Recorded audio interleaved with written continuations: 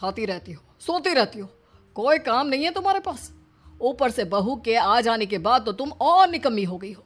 दिखावे के लिए हाथ में माला पकड़ ली है, बाकी कोई काम नहीं करती। अरे कैसी बात कर रहे हैं? अब तो बहू आ गई है, अब तो मेरी बेइज्जती करना बंद कर दीजिए। जैसे तैसे मेरी तो जिंदगी कट गई गालियां खा खा कर। अरे उस बेचारी को तो छोड़ दीजिए। तभी बेटे के जोर जोर से चिल्लाने की आवाज आती है। कहा था ना तुमसे रिजाइन कर दो, क्यों नहीं किया? और ये पर्स लटका कर कहाँ निकली? चलो कमरे में काम करो घर का। बहू बेटे की लड़ाई सुनकर सास ससुर बाहर आ जाते हैं। सामने खड़ी होती है नई नवेली बहू रीमा। देख लीजिए माँ जी, शादी से पहले तो मेरे माँ पापा के सामने कहा था कि शादी के बाद नौकरी करने देंगे, लेकिन अब क्या कह रहे हैं? तो तुम माँ जी को क्यों बोल रही है बहू? तब उसका मन रहा होगा, अब नहीं है। पर पिताजी, उसके मन से मेरा करियर तो नहीं चल सकता ना। ससुर को बहू की बात पर गुस्सा आ जाता है। वो बेटी की तरफ देखता है। पापा से जबान लड़ाती है, रुक। ये बोलकर वो पत्नी को खींचकर कमरे में ले जाता है और बंद कर देता है। ये सब देखकर सास दुखी हो जाती है। पति के जाने के बाद सास बेटी से कहती है, देख बेटा, अब जमाना कुछ और है। तेरे पिता ने घर में औरतों की कद्र नहीं की, लेकिन तू ऐसा ना बन। शहर की समझदार पढ़ी लिखी लड़की से शादी की है तूने, उसका ख्याल रखा कर, तमीज से पेश आया कर। जा, बहू को कमरे से बाहर ले आ। लेकिन बेटा नहीं मानता और बहू कमरे में सारा दिन बंद रहती है। शाम को बेटा बाहर जाता है कि सास चाय और बिस्कुट लेकर बहू के कमरे में जाती है। बहू बेटा ये ले, चाय पी ले। रो रो कर कैसी शक्ल बना ली है बेटा। माँ जी, ये कैसे लोग हैं? आप कैसे मैनेज कर रही हैं? ऐसे थोड़ी ना होता है माँ जी। घर की औरतों को तो पिताजी और ये इंसान समझते ही नहीं। क्या करूं बेटा, मैंने तो जैसे तैसे सह लिया, लेकिन तू ना सहना। दोनों बात कर ही रहे थे कि ससुर आ जाते हैं। अच्छा, तो अब बहू को भड़का रही हो? बहुत दिन हो गए मार खाए, अब क्या बहू के सामने खाओगे? जाओ यहाँ से, और जरूरत नहीं है ज्यादा इस लड़की को सर पर चढ़ाने की, समझी? बहू को ससुर की बात पर गुस्सा आ जाता है, लेकिन वो कुछ नहीं कहती। आए दिन बहू देखती है कि कैसे उसकी सास और उसके साथ उसका ससुर और पति गंदा व्यवहार करते हैं। फिर एक दिन, ये क्या बनाया है? खाना बनाना नहीं आता क्या? ये बोलकर वो खाने की भरी सारी थाली फेंक देता है। अरे बेटा कोई बात नहीं, शांत हो जा, मैं अभी बाहर से कुछ मंगवा देता हूँ। हाँ पापा, ऑर्डर करिए। ऐसे खाने से तो पेट भरने से रहा। वैसे खाना तुमको बनाना आता नहीं और बाहर जाकर नौकरी करना चाहती हो। अरे तुम जैसे को तो पूछते भी नहीं है बाहर। बहू को पति की बात पर गुस्सा आता है, तभी सास बोल पड़ती है। तेरे से ज्यादा पढ़ी लिखी है, वो तो तूने इसे कहा था कि तू नौकरी करने देगा तो तुझसे शादी कर ली, वरना ना ही करवाते इसके माँ बाप तुझसे शादी इसकी।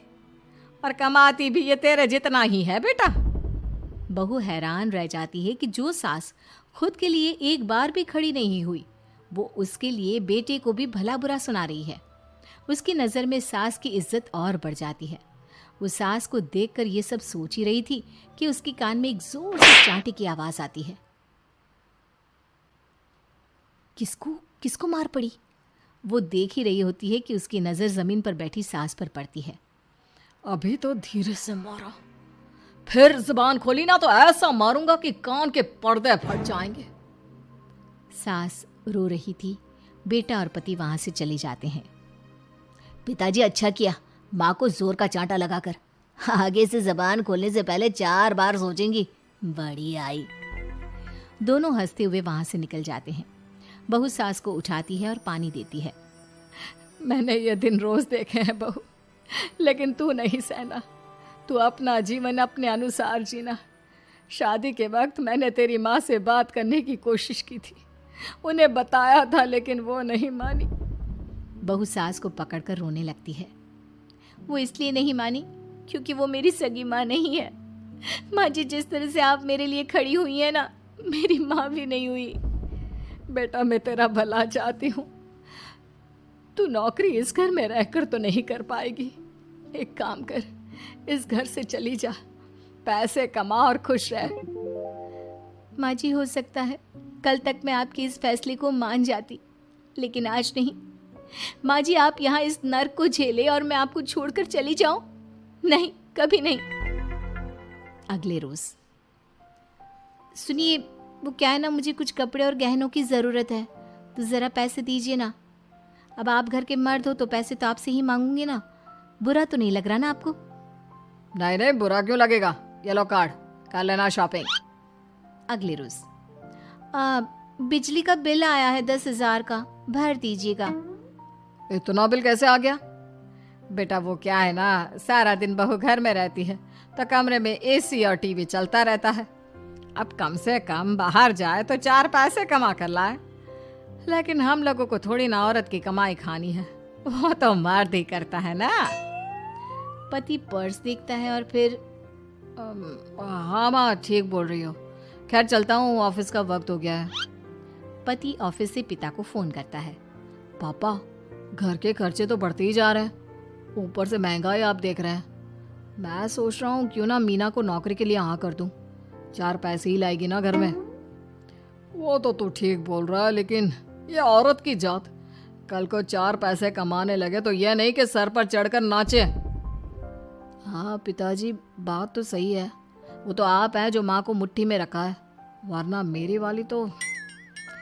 खैर सोचते इस बारे में। शाम को पूरा परिवार साथ बैठा होता है। वो कल पनीर की सब्जी बनानी है तो थोड़े पैसे देकर जाना।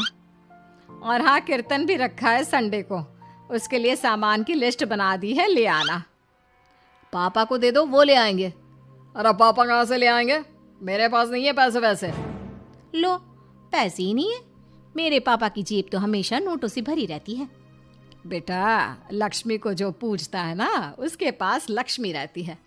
जो घर की औरतों को मारे पीटे, वो भला कैसे लक्ष्मी का लाभ ले सकता है। वाह वाह क्या बात है, तो जबान खुल रही है तुम्हारी। लगता है भूल गई पुरानी मार और डांट क्या? हाँ माँ जी शांत हो जाइए, मैं नहीं देख सकती आपको मार खाता, और फिर हो सकता है कि मैं आपको बचाने आऊँ तो ये भी मुझे मारे। ठीक है बहू, मैं कुछ नहीं कहती, तू ये लिस्ट बस दे दे, मैं चलिए आराम करने। फिर अगले रोज, सुनिए जी वो मायके जाना है, वो क्या है ना शादी के बाद से गई नहीं, तो ट्रेन की टिकट बुक करवा देना। तो मैं भी तो साथ जाऊंगा ना तुम्हारे।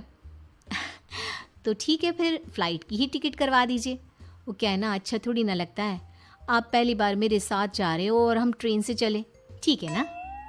पति ऑफिस जाता है जहाँ उसका दोस्त कहता है, अरे क्या हो गया यार, परेशान सा दिख रहा है, तेरी तो नई नई शादी हुई है, भाभी परेशान कर रही है क्या?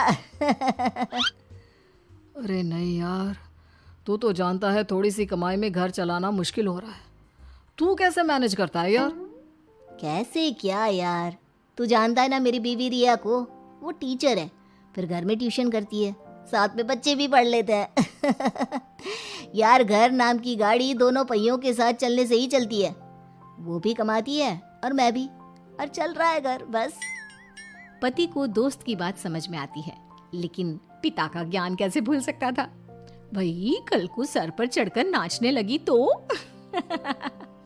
शाम को घर आता है जहाँ उसकी बुआ और उसका बेटा बैठे होते हैं। अरे आ गया लल्ला, कैसा थका थका सा लग रहा है, सब ठीक है ना? नमस्ते बुआ, कैसे आना हुआ? कैसा है रमेश? भाई को तो भाई की याद ही नहीं आती। अरे नहीं नहीं भैया, याद नहीं आती तो यहाँ कैसे आता, ये लीजिए मेरी शादी का कार्ड, जरूर आना।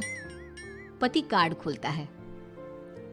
डॉक्टर रश्मि, अरे वाह, तेरी होने वाली बीवी डॉक्टर है। और क्या भैया, आपकी बीवी इंजीनियर तो मेरी डॉक्टर। तभी वहाँ सास आ जाती है।